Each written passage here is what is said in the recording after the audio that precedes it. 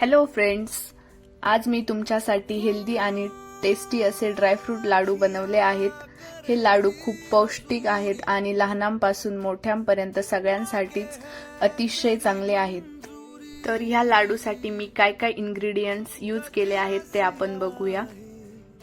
या लाडूमध्ये मी अंजीर, मनुके, खजूर, हळीव, काजू, बदाम, खोबरं किस, वॉलनट आणि pumpkin seed, melon seed, sunflower seeds, poppy seeds म्हणजेच खसखस आणि तुमच्या आवडीनुसार तुम्ही चिया सीड्स सुद्धा ऍड करू शकतात.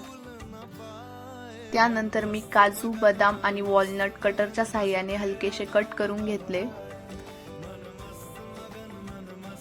हे लाडू एनर्जी देतात, तसेच वजन वाढवण्यासाठी देखील खूप चांगले आहेत. लहान मुलांसाठी देखील हे लाडू अतिशय चांगले आहेत आणि तुम्ही उपवासासाठी देखील हे लाडू खाऊ शकतात.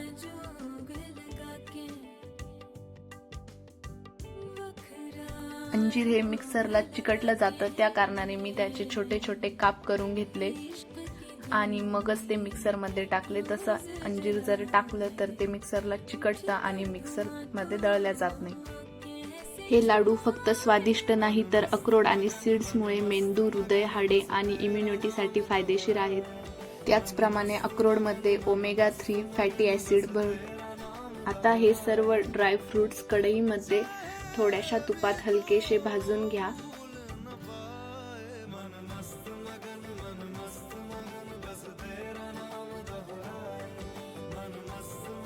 या लाडूचं सर्वसाधारण प्रमाण 1 किलोच्या आसपास आहे. तुम्हाला जेवढे लाडू बनवायचे आहे त्यानुसार तुम्ही ड्रायफ्रुट्सची क्वांटिटी वाढवू शकतात आणि ड्रायफ्रुटच्या क्वांटिटी बरोबरच खजुराची क्वांटिटी वाढवणे खूप गरजेचं आहे.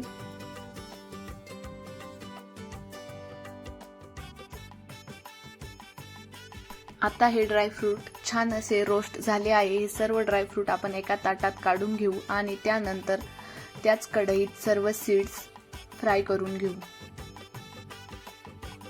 त्यानंतर कढईत पुन्हा तूप टाकून सर्व सीड्स टाकून घेतल्या आणि या सर्व सीड्स हलक्या ब्राऊन होईपर्यंत फ्राय करून घेऊ. तुम्ही तुमच्या आवडीनुसार खसखस, जवस आणि चिया सीड्स देखील ऍड करू शकतात.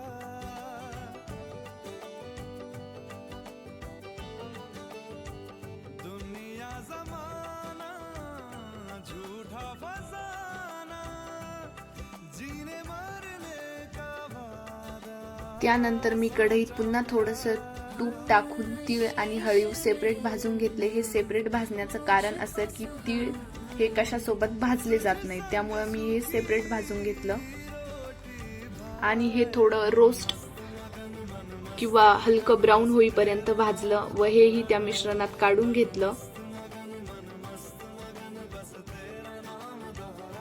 नंतर हे सर्व मिश्रण मिक्सरमध्ये जाडसर काढून घेतलं. मी फक्त ड्रायफ्रुट्स दळून घेतलेले आहेत, मनुके मी दळलेले नाहीत, कारण मनुके तुपात भाजल्याने अतिशय सॉफ्ट झाले होते, त्यामुळे त्यांना भाजण्याची आवश्यकता मला वाटली नाही. ब्लॅक मनुके थोडे कडक असल्यामुळे त्यांना भाजण्यासाठी थोडा जास्त वेळ मला लागला आणि थोडा जास्त वेळ भाजल्यामुळे ते फुलले देखील.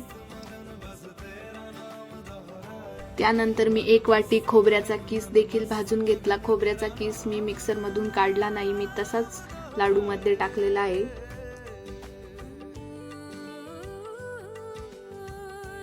या सर्व मिश्रणात माझे साधारण 70 ते 80 लाडू तयार झालेले आहेत. हे लाडू तुम्ही 1 ते 2 महिना इझिली स्टोअर करू शकतात.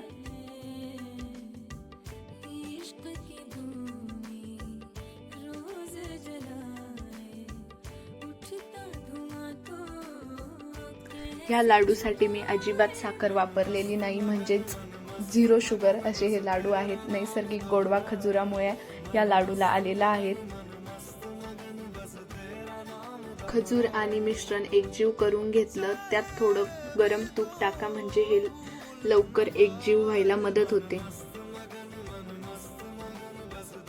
तर मित्रांनो, हे होते माझे पौष्टिक ड्रायफ्रूट लाडू. जर तुम्हाला ही रेसिपी आवडली असेल तर व्हिडिओला लाईक करा, चॅनलला सबस्क्राईब करा आणि कमेंटमध्ये नक्की सांगा कसे वाटले. आणि हो, ही रेसिपी नक्की ट्राय करून बघा.